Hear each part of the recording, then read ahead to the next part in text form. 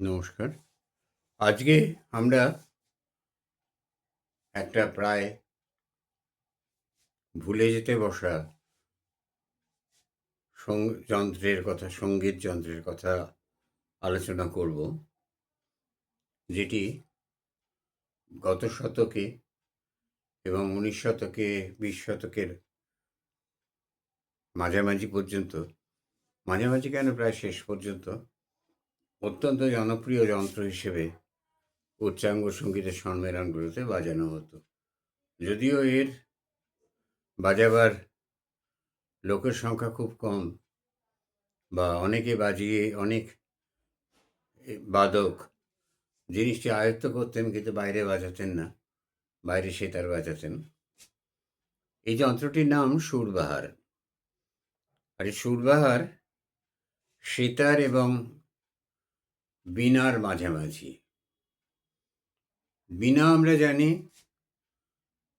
হিন্দু যন্ত্র, দেবী সরস্বতীর হাতের যন্ত্র, নারদের হাতের যন্ত্র, নারদী বীণা। দেবী সরস্বতীর হাতের বীণাটির নাম কচ্ছপী বীণা। এছাড়া রুদ্রবীণা, কেউ কেউ বলেন রুদ্রবীণা আফগানিস্তান থেকে এসছে, তার রুদ্রবীণা থেকে রবাব এসছে। কথাটা বোধহয় সম্পূর্ণ ঠিক না।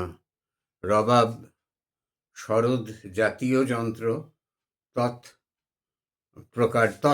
প্রকার যন্ত্র, এবং মাছের আঁশ দিয়ে টেনে বাজানো হতো।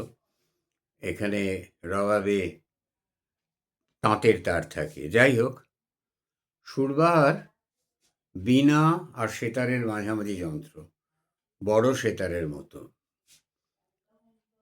ভারী তার, খুব ভারী তার থাকে, তাঁতের তার থাকে না। তারের কম্বিনেশন সেতারের মতনই, 7টা তারই মূল তার, তবে চিকারির তার 3টে থাকে, 8টা তার। চিকারির তার 3টে থাকে। আর মজার ব্যাপার হলো যে এটা বড় সেতারের মতো কেন এটা তৈরি হয়েছিল। তাহলে আগেকার দিনে বীণা যদিও হিন্দুদের যন্ত্র, তবুও হিন্দুরা তো চিরকালই উদাসীন ধরনের। তো তারা ওই বীণার চর্চা করেছিলেন মুসলমান ওস্তাদেরা। ফলে মুসলমান ওস্তাদের ওয়াজির আলী খাঁ, ডাগর ভাতৃদ্বয়, এদের পূর্বপুরুষেরা, এদের কাছে রামপুরের ওস্তাদ, এদের সকলের কাছে বীণা একেবারে এদের মধ্যেই বীণা সীমাবদ্ধ হয়ে পড়ে। বীণা, কিন্তু এরা আবার এদের পুত্র ছাড়া বীণা শিক্ষা দিতে চাইতেন না। কিন্তু এরা তো সকলেই নবাব পোষিত ছিলেন।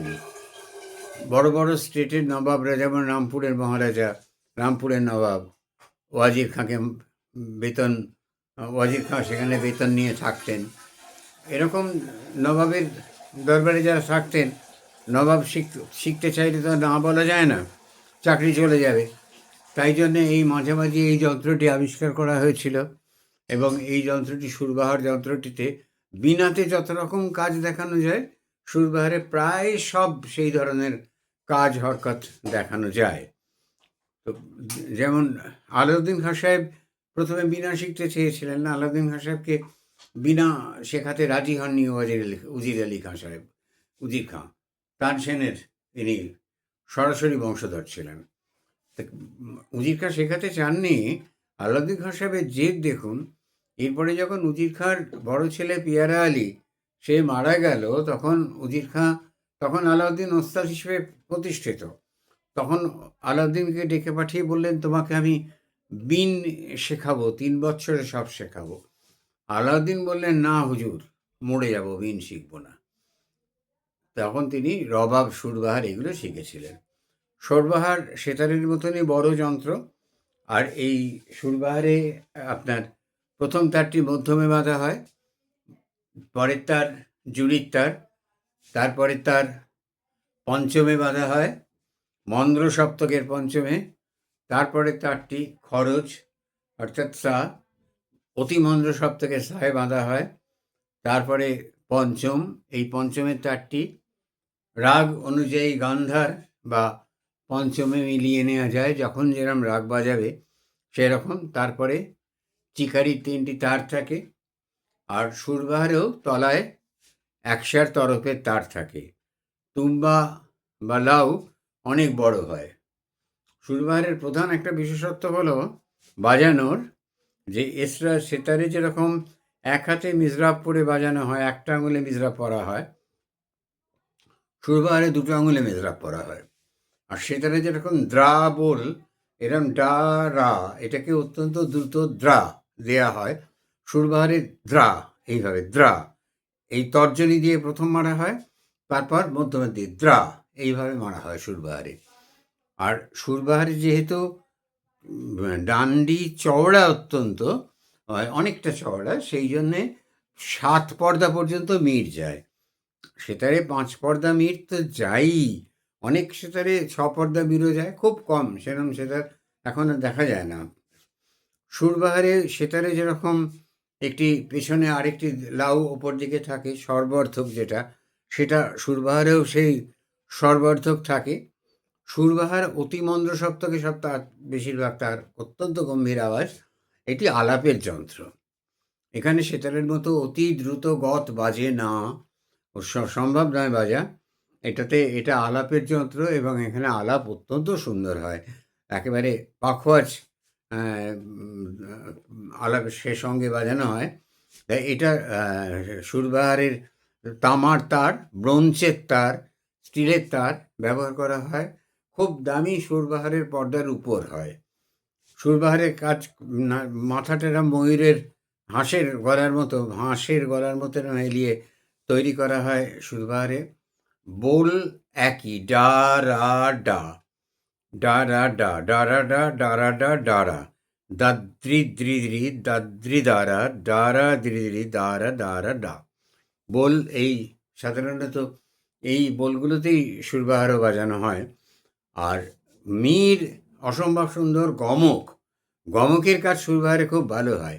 একদম এক জায়গায় গাবারে স্যার, এই যে গাগা, এই যে গমকটা দেয়া হচ্ছে, এই গমক অত্যন্ত ভালো সুরবাহারে, কারণ প্রতিধ্বনিটা ভীষণ ভালোভাবে হয়। আর গম্ভীর রাগের উপযুক্ত সুরবাহারে যদি আপনি ঠুংরি বাজাতে চান, ভালো লাগবে না।